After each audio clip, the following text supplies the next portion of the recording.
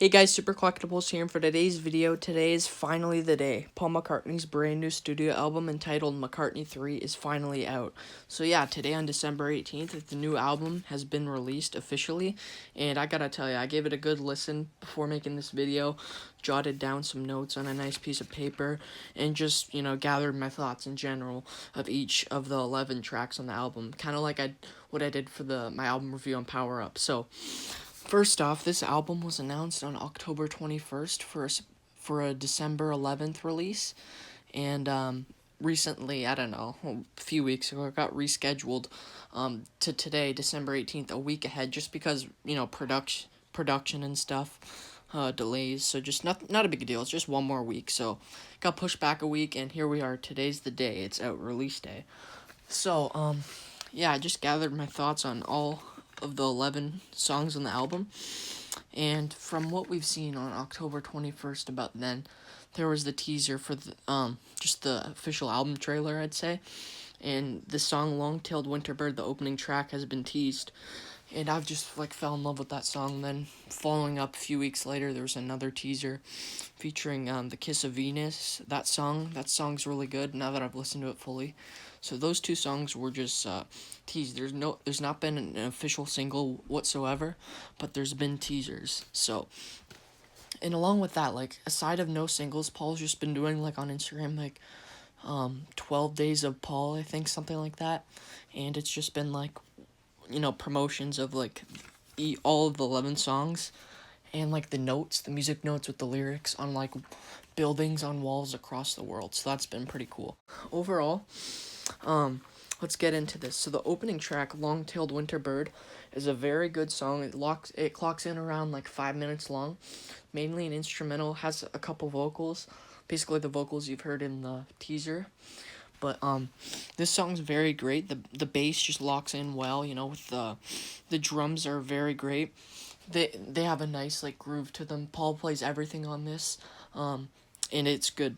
It's very experimental, has a Sgt. Pepper's vibe when that recorder flute kicks in and stuff. So that's one of the highlights. I like that song opening, mainly instrumental, but it's really good.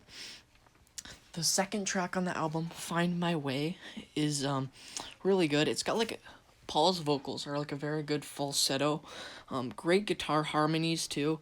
Paul's doing good. He has great guitar work, and this song in particular has the band Boston has a great vibe from them acoustically, and oddly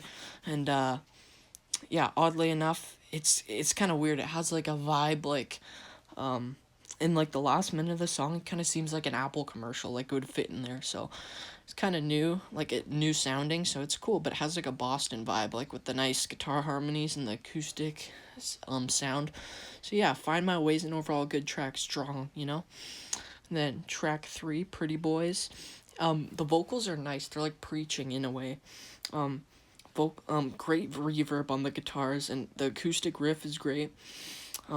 Drums clock in well, they lock in well, and yeah, that's a good song. So, and then somewhere in the song, there's a section where it has a funky kind of wah guitar. I like that part. It's kind of a disco 70s vibe in that. And then Women and Wives. Paul's voice in this one is a wise, deep voice. It's very good with a piano-driven intro. And then it's got it's very uplifting with the snare. It's kind of a marching band. It's just got those that nice sound. And then another highlight on this album is Lavatory Lil. So this song in particular really has that Beatle vibe to it.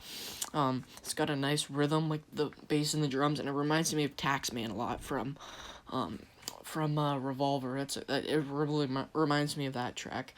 It's got upbeat vocals, they're just right to the point on this track. Nice climbing, walking, signature Paul McCartney bass sound, and nice guitar tone as always. So Lavatory Lil is a very good track. I like that one. And then the next track takes a different direction on that record. Deep, Deep Feeling. It clocks in around 8 minutes, one of McCartney's longest tracks. Deep, Deep Feeling has a Ticket to Ride drum beat intro, and then the backing vocals that Paul accompanies with his main voice are kind of like a musical in a way. And then that vocal vibe you get there. Good vocal range on this track. Aside of dragging on a bit, it's pretty good. Like the musical backing vocals, like I referred to earlier, when he says like "oh hey" and stuff, really gives off that vibe, and it's kind of like, very appealing in a way. The song drags on a bit, to be honest, but nice outro end with the acoustic. Now we get on to another highlight, Slidin'. The song's really good, but from what I've heard, it's the only track featuring outside musicians, few guitar players from Paul's band, but he wrote the track, so it's, like, you can't expect Paul to rip out a hard rocker on his own, but, like, he has a couple guitar players there and do it too, so this song is just heavy hard rock guitars. First off, has the energy of Helter Skelter. I'm just comparing, contrasting what they remind me of and stuff. It's got like the energy of Helter Skelter, the thumping drums and bass when the song kicks off in the beginning. Strong 70s era vocals, like some Wings stuff you hear. Great vocals for being 78 years old. Crazy. It's groovy during like the chorus of this track, Sliding, very groovy. Great delays, like it's a delay sound during the guitar solo I really like. And then another highlight, just the next two songs are highlights. The Kiss of Venus I was talking about. It's got like calm, rich ending vocals. I really like raw country, acoustic, Rocky Raccoon vibe. So very just down to the point vocals and acoustic, like some like, blues stuff you'd think. Very nice falsetto on this track too for Paul being almost 80, 78. This is for sure an album highlight and just a beautiful guitar tone in general. So I really like this track. I think it'll get a lot of love after this release today. It's just really exploring this album and thinking, people are going to like particular songs. So the next track, Seize the Day, in my opinion, is another highlight from the record. It's got a nice, like, poppy 1980 McCartney 2 intro vibe to it. Nice drum rhythm and nice guitar melody and vocal melody overall. Great vocals. I like the message Paul is giving you on this song. It's very good. Joyful track for Christmas time too. You could like just bang out to this song at Christmas, and it's a great song like that. Now the next track on this album, Deep Down, it really has like a poppy rhythmic sound, and it really reminds me of Light My Fire by the Doors with like the organ sound with the keys and stuff. So it's got that accompanying it too in the background. So I really like that. It's got an upbeat, nice like trumpet sound too. If you listen, there's like a trumpet, keeping a good rhythm. Good backing bass from Paul. It's his signature thing. And it's like a fun, jivey dance song in general. So it's a good, like, oddly enough, it's not a highlight for me, but it's a decent dance song. So yeah. Now the final track on the album, called Winter Bird / When Winter Comes, is track 11.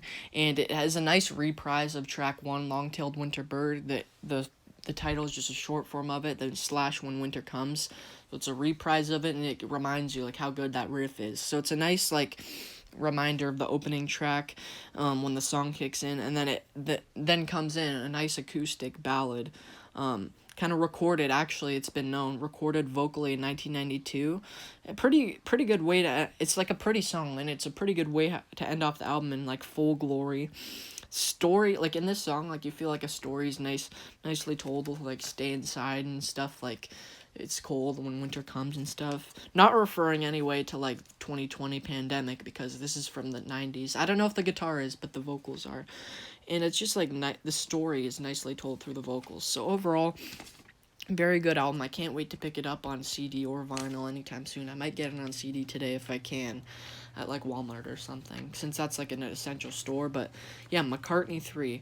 It's the third and final installment in the McCartney series. 1970 McCartney, 1980 McCartney 2, and boom, 2020 McCartney 3. Nice album cover with the dice. And overall, like I explained, I just gave you my thoughts, like comparing and contrasting what songs sound like, what they remind me of, and just the overall vibe to them. So all 11 tracks, very good selected songs. I've kind of known the track list for a while, but it's kind of a unique thing Paul didn't release a single, because just want to try something different. But like a lot of the tracks are good, a lot of highlights for me, at least good solid 5 highlights in my opinion. So yeah, man, McCartney 3 by Paul McCartney, the brand new studio album, out December 18th, 2020, today. And yeah, man, I like this album a lot. It's very good. Paul shines on this album a lot. All him, aside of like, the 90s track where he sang. but that's vocally. And then Slide In has a couple guitar players from his band. But other than that, all written, recorded, produced by Paul. Great album. I really think it's one of his best new current, like, 2000s all the way up to 2020s. I like this album a lot. And it's we're lucky we got an album from Paul in a 2-year notice. Like, Egypt Station came out. I remember when that came out 2 years ago. And then, boom, today, McCartney 3 is out. So, overall, I really hope you guys enjoyed this video. I like making these rock videos. Hope you guys enjoyed it. McCartney 3, great album. I really hope you guys enjoyed this video. Just go check it out. Go stream it. Buy a physical copy of it. And, yeah, it's a great third and final installment in the trilogy. So, overall, really hope you guys enjoyed this video. And, yeah, just please subscribe, leave a like, hit the bell, and hope you guys enjoyed it. Bye, see you next time, and rock on.